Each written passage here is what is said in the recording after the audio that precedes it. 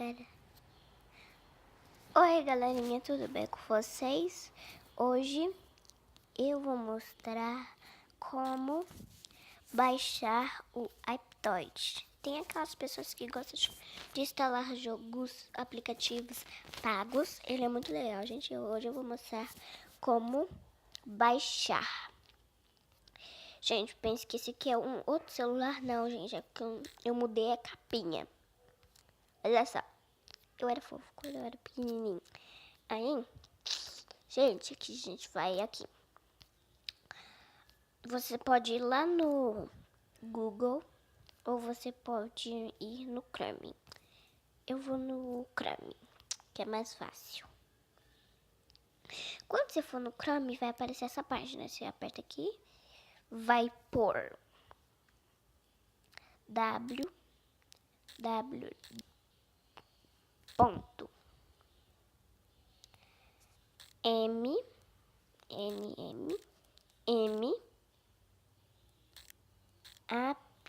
aptoid.com.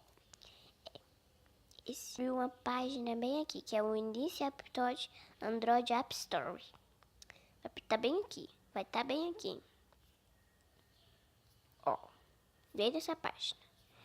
E você vai apertar aqui, Install Aptoid.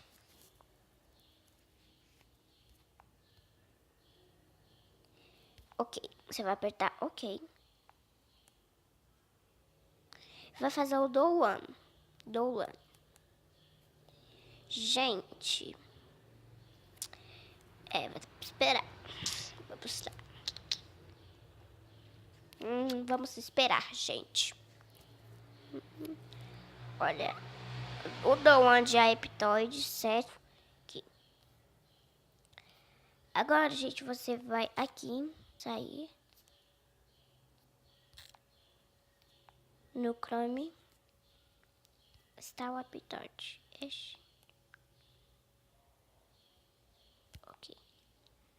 Permitir. A gente vai fazer o download.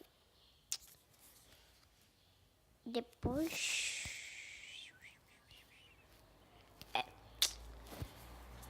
simplesmente abrir, você aperta abrir, vai estar aqui Aptoid. Você vai mexer aqui, vai estar assim, instalar, vai instalar. Então, gente, na hora que tiver fazer essas coisinhas que tá instalando.